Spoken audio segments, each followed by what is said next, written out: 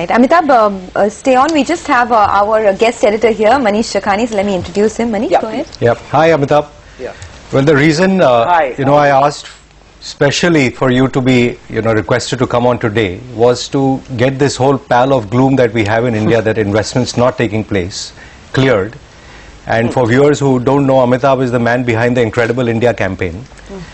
So he really is now helping to make India incredible. Okay. I just want to quickly paraphrase what this project means. It's 7 large manufacturing enclaves across the length and breadth of western part of India. You will create, skill zones to get skill training and vocational training in. You'll create plug and play industrial townships. So clearly, like he's saying, it's not going to happen in a year or two. But a lot of the answers to regulatory clearances, getting project delays, all that gets solved because government's in the act now. And they will create SPVs at various levels to get these kick-started. Like Amitabh said, it's $100 billion investment. They've got funding from multilateral agencies, from Japan, from IDFC, IIFC. Everyone is a player in here. And therefore this gloom that there is no investment potential in India and investment won't happen. I think, Amitabh, I'm doing part of your job on today. But, I think it is important to bring out that there is a concerted move to make investment a lot more friendly on the ground. And, surely this won't happen in 3 or 4 years. But directionally, this is what we needed to do. No, Mr. Khan, will India Inc. bite? I mean, if you put out your tenders in May, will India Inc. bite? No, I think the important thing is that when you do new cities, it's very important that you create the backbone of the city. The drainage, the sewage, the solid waste, the ICT network on the back of it. And that's the kind of detailed engineering that we've done so that India really makes a quantum jump in the quality of engineering. And this backbone of these new cities is actually being created with government funding, with long-term lending coming in from Japan. Okay. And therefore, once the backbone of cities is created, then the rest of it for private sector to come in becomes far more easier. I mean, you can't have situations like we've had in our existing cities where we bring in private players and then we start doing retrofitting of trunk infrastructure much later.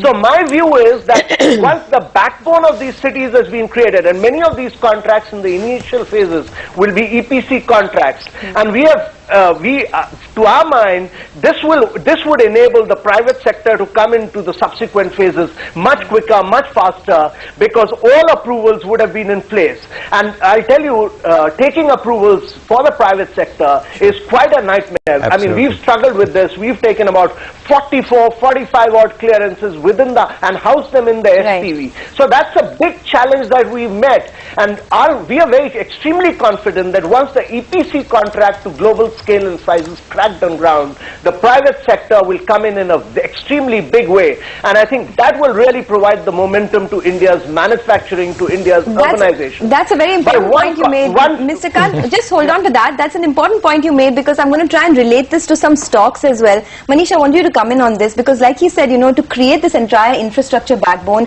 you have direct and indirect beneficiaries in all of these sectors, power, auto, etc. Just put together some stocks or some, some pockets that would benefit from this. Well, I just want you to conceptualize it this way. When you created one port in Gujarat with Adani, it's gone from nowhere to the largest port in India effectively today. It's a $5 billion market cap in these depressed times.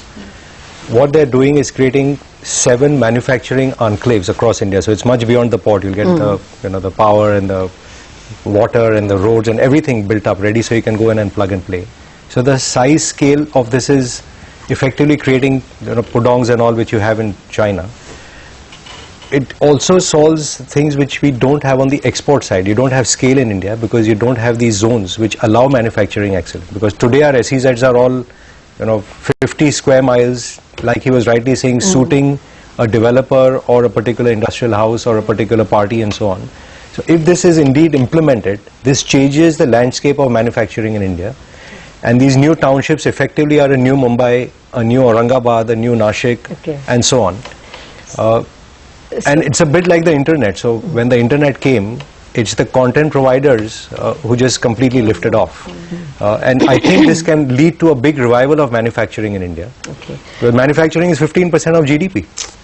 Okay. Our exports are some... and that's the most depressed sector. And exports are what, 7-8% net, of GDP today. So we clearly need that to lift off. Mr. Kant, out of time, but I believe you want to come with the last comment. I would just like to put this in a perspective, because goods produced in the northern part of India today take about 13 to 14 days to reach the ports on the western coast of India. Yeah. Once the dedicated freight corridor comes in, by the end of 2017, you will have goods reaching the ports within 14 hours. And that, to my mind, is a radical shift. Absolutely. It will make a paradigm shift. And this would bring in a huge amount of efficiency in India's exports. And when you have these new large manufacturing cities on either side of this dedicated freight corridor, India will make a quantum jump in manufacturing.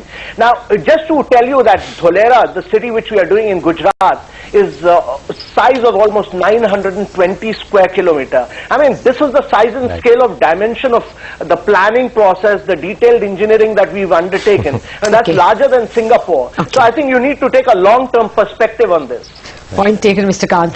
Pleasure having you with us, and this chat with Manish Chokani certainly puts things in perspective, at least blows away some of the